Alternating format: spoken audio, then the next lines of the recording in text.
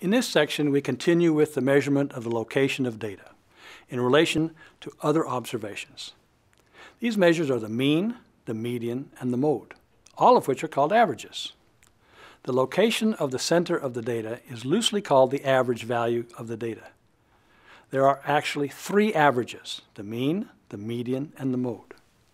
The mode is the most common value, or more formally, the value of the data set where the highest frequency occurs. The median is the value that divides the data set into two equal halves with respect to the number of observations, not the values of the observations. Half of the observations have a value greater than this number, and the other half of the observations are smaller than this number. If you've received a median grade in the class, then half of your classmates received a higher grade than you, and half a lower grade than you. The median grade is not a worthy goal. The mean, formerly called the arithmetic mean, is what is usually referred to as the average in everyday talk. And in statistics, unless otherwise stated, the mean will also be referred to as the average. In words, the mean is simply the sum of the numbers divided by the total number of observations, or data points. At this point, it is important to recall the difference between the population and the sample from the population. The population has a mean value, but so do each of the possible samples that one could draw from the population.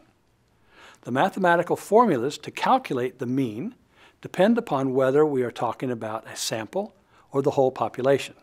The formula for the mean of the population is read: mu equals the sum of the x's divided by capital letter N, where each xi is the value of a single observation and capital N is the number of items in the population.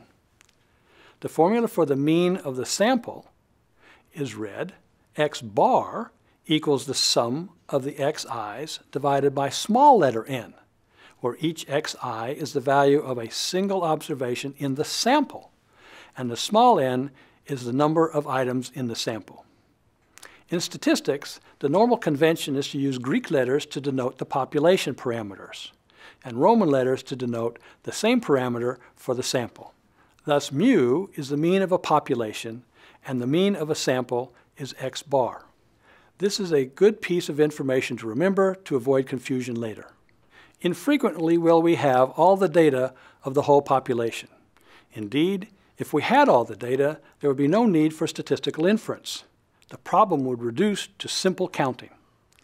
Only when we wish to make inferences about an unknown population parameter on the basis of a sample of data from the population will we be doing actual statistics. Understanding the population formulas helps us to understand the relationship between the sample and the population, which is valuable once we begin statistical inference.